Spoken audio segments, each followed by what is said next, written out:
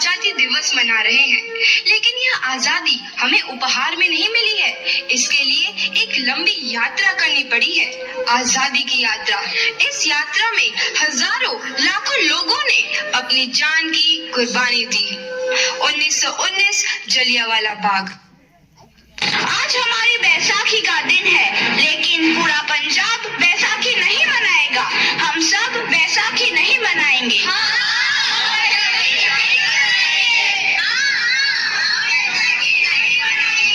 जब तक हम अंग्रेजों को भारत से बाहर नहीं निकाल देते, पूरा पंजाब बैसाखी नहीं मनाएगा।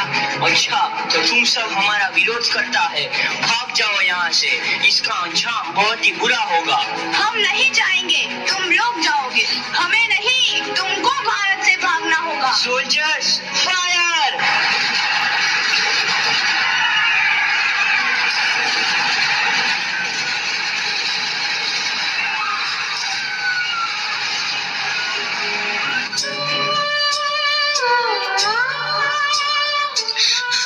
ये जमीन हमारी, ये धरती हमारी, ये खेत हमारे। अभी थोड़ी देर पहले हमारी ये फसलें लहरा रही थी, पर इन अंग्रेजों ने हमारी फसलें बर्बाद कर दी। इन अंग्रेजों ने एक ही झटके में इन सब फसलों को काट दिया। अंग्रेजों, तुम्हारे इस अत्याचार से हम डरेंगे नहीं। इस अत्याचार का बदला लेकर रहेंगे। हम आजादी लेकर रहेंगे। जलियांवाला बाग हर हिंदुस्तानी की आंख नम कर गया। इस कांड में कितने मासूमों की आहुति चढ़ गई, इतनी हैवानियत से इंसानियत कत्ल कर दी गई। जलियांवाला बाग के हत्याकांड ने आजादी की आग में घी देने का काम किया। मासूम औरतों, बच्चों की दर्द भरी चीखें और सिसकियां इनकलाब का गूंज बनकर उभरी। लाला लाजपत राय, भगत सिंह, राजगुरु, सुखदेव सरीखे क्रांतिकारियों ने भारत की इस जमीन से विदेशी दरिंदों को निकाल फेंकने के मंसूबे मजबूत कर लिए।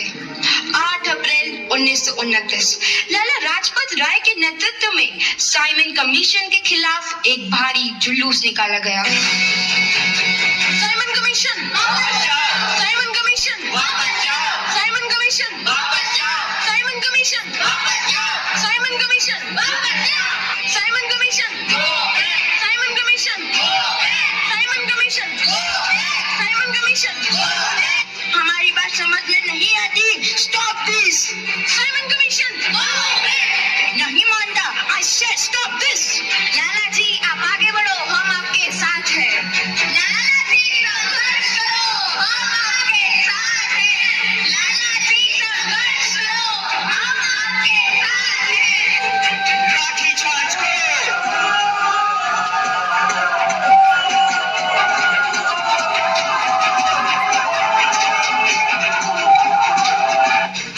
अरे लाला जी को तो बहुत गहरी चोट लगी है, उनका सर फट गया है।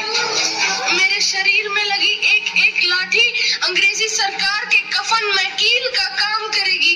ये आजादी की लड़ाई रुकनी नहीं चाहिए।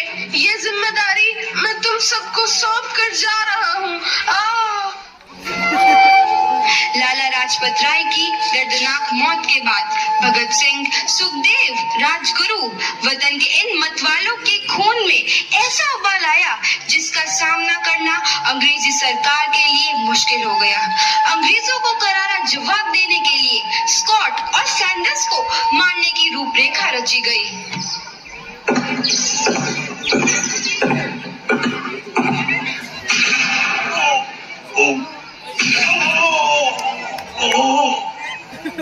सैंडर्स मारा गया। चारों तरफ तहलका मचा था। दीवारों पर लिखा था, लाला जी की मौत का बदला ले लिया गया है। भगत सिंह समेत सभी वहां से फरार हो गए। 8 अप्रैल 1929 दिल्ली में ब्रिटिश सरकार की सेंट्रल लेजिस्लेटिव असेंबली की बैठक में 2 बम धमाके की आवाज सुनाई दी।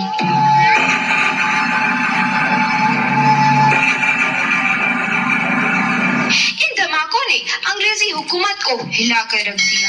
इस घटना को अंजाम देने वाले भगत सिंह, राजगुरु और सुखदेव ने अपने आप को अंग्रेजों के हवाले कर दिया। 1930 को अदालत ने अपना फैसला सुनाया। मुलजिम भगत सिंह, मुलजिम राजगुरु, मुलजिम सुखदेव को दफा 121 और दफा 302 के तहत ये अदालत तीनों को मुजरिम करार देती है और इस गुस्ताखी के लिए ये अदालत इन तीनों को सजाए मौत की सजा सुनाती है। भगत सिंह, कोर्ट ने तुम्हें और तुम्हारे साथियों को फांसी की सजा सुनाई है। ये तो बड़ी खुशी की बात है। व्हाट? तुम्हें फांसी की सजा सुनाई है और तुम खुश हो रहे हो? अभी तुम्हारी एज ही क्या है? इस एज में तो आदमी नए ड्रीम डिजाइन करता है, उन ड्रीम को पूरा करने का ट्राई करता है। ड्रीम तो मैंने जी बचपन में देख लिया था।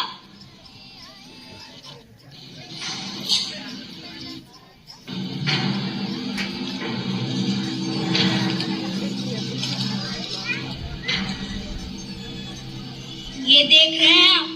इस मिट्टी को तुम ड्रीम बोलते हो? हाँ, ये कोई मामूली मिट्टी नहीं, ये जल मिट्टी है जिसमें मेरे देशवासियों का लहू मिला है।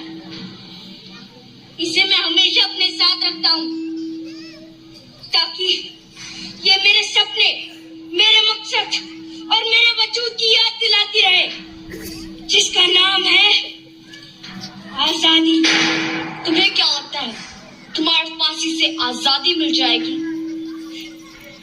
जब बहता खून शहीदों का, तकदीरें पलटी कौमों की, मुझे पता है कि मेरी कुर्बानी यूं ही जाया नहीं जाएगी। देखो Bhagat Singh, you are good human being, बस एक बार हमारी गवर्नमेंट को अपॉलजी लेटर लिख के दे दो। मैं पूरी कोशिश करूंगा कि तुम्हें फांसी ना मिले। मैं जब 3 साल का था तब मेरे चाचा स्वर्ण सिंह शहीद हुए थे। जब मेरे गुरु करतार सिंह ने अपनी जान की कुर्बानी दी थी तब मैं बस 8 साल का था। जो बच्चा कुर्बानियों के पीछे पला बड़ा हो, आप सोच भी कैसे सकते हैं कि वो आपकी सरकार को माफीनामा भेजेगा। कल 7:30 बजे तुम्हें फांसी दी जाएगी। अगर आज रात तक तुम्हारा इरादा बदले तो बता देना, मैं पर्सनली जाके ऑफिसर से बात करूंगा।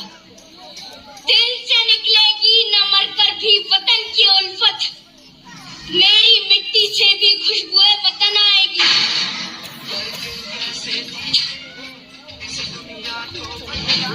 Bhagat Singh, your last wish, कोई अंतिम इच्छा है तुम्हारी? सरफरोशी की तमन्ना अब हमारे दिल में है, देखना है जोर कितना पास हुए कातिल में है। वक्त आने दे बता देंगे तुझे आसमां, हम अभी से क्या बताए क्या हमारे दिल में है।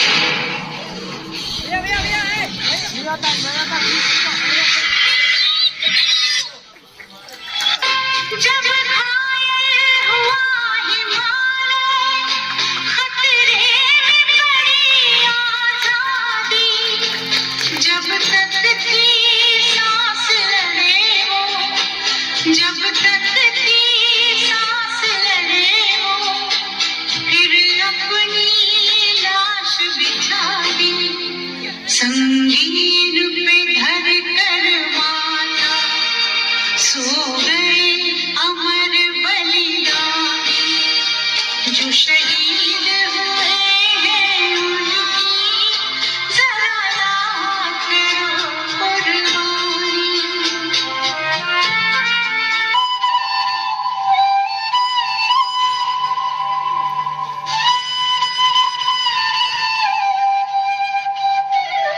देश के हर एक नौजवान के मन में आजादी की नई उमंग हिलोरे लेने लगी। अंग्रेजों भारत छोड़ो का नारा जोर पकड़ रहा था। सबने एक आजाद भारत का सपना देखना आरंभ कर दिया था। हर कोई अपने अपने ढंग से इस महायज्ञ में अपनी आहुति दे रहा था। सुभाष चंद्र बोस, रानी लक्ष्मीबाई, तात्या टोपे और मंगल पांडे जैसे शहीदों की कुर्बानी रंग लाई। 15 अगस्त 1947 को भारत आजाद हुआ है।